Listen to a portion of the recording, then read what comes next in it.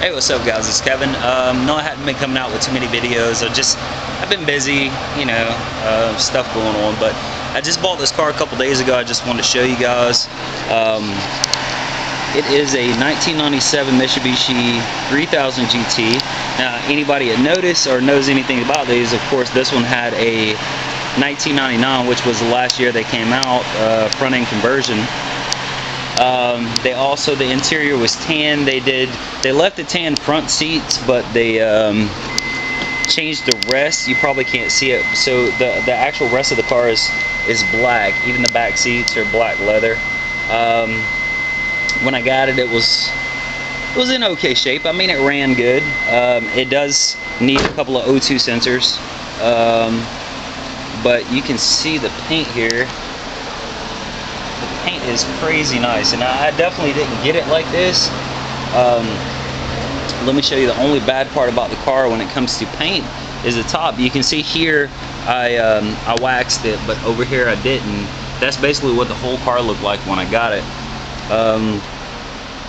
So I mean, it runs and drives good, and I know the first thing you guys are probably asking, oh, is it turbo? No, it's not turbo. And I'm kind of glad that it is the single overhead cam engine, because of course you got the single overhead cam engine, dual overhead cam engine, and then the dual overhead cam twin turbo. If it's not a twin turbo, I would rather it be a single overhead cam, just because the engine's not crammed in there like the dual, and it's just a lot easier to maintain, a lot easier to pump parts. Of course, I got these ugly Mitsubishi Eclipse wheels that they had on here. So I'm going to change those out, maybe get some nice 1819s. I'm going to keep this car just because it drives so good. It was already wired up for a system, and I used to be huge on stereo systems, subwoofer, stuff like that.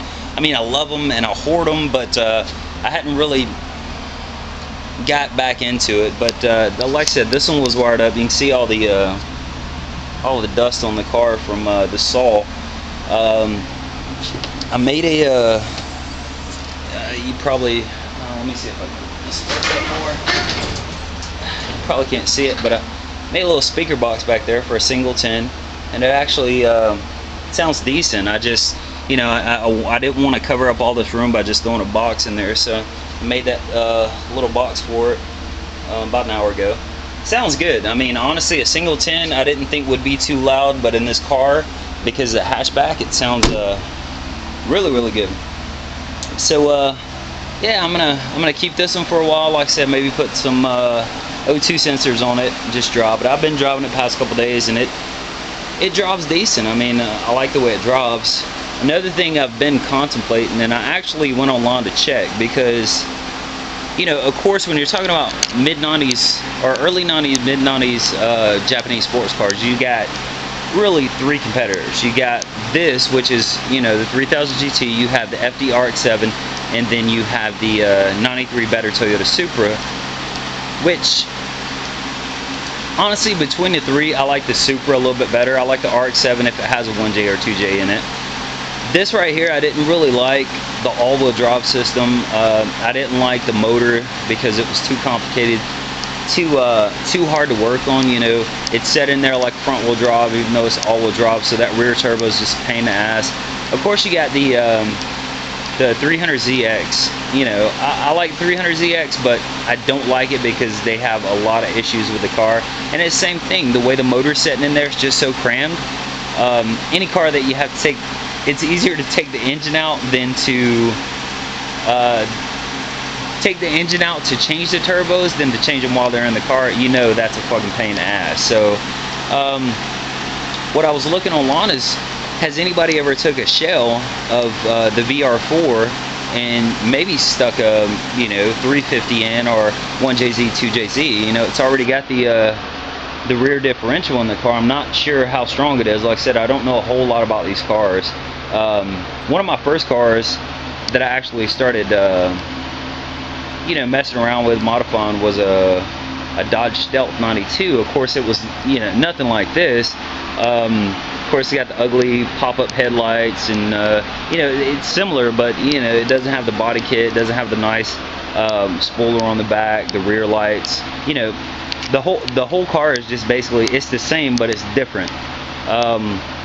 It's a lot nicer. So I'm gonna look more into doing that, because you know, Toyota Supra, you can't even find a shell with a blowed motor for under $8,000. FDRX7 is somewhere up there too. You're looking like $6,000 for a nice, you know, nice one with a nice interior, nice exterior with a blowed motor. But these things right here, I was actually looking on Craigslist. You know, you can find a nice VR4 all-wheel drive around a, you know, 94, 96 model with a blowed motor for, you know, I've seen some on there for less than $2,000. So it's not like a huge investment to try it. But I don't know, the other bad thing about these cars is because they're so heavy. Of course, even driving this one, going around a curve, you can feel how heavy it is, and when you're braking, you can feel that you really have to push on the brakes to get it to stop. It's not as nimble as other cars that I've had. You know, this is tipping, you know, 4,000 pounds. You know, even my SC300 was heavy as hell, but after everything, I got it down to, I think it was about 3,400 pounds, 3,300 pounds, something like that. But this is a really nice car. It just, you know, it turns heads, and I drive the car, people, oh, what kind of car is that? And, you know, you see people staring at it, or, hey, nice car. And, you know, I think it's really nice, and I think it's a lot nicer than most cars from the mid-late 90s. So I think putting a different power plant in it would definitely make it a lot better, because, you know, like I said, the whole front wheel drive thing, I don't like that. The dual overhead cam Mitsubishi engine, I don't like that.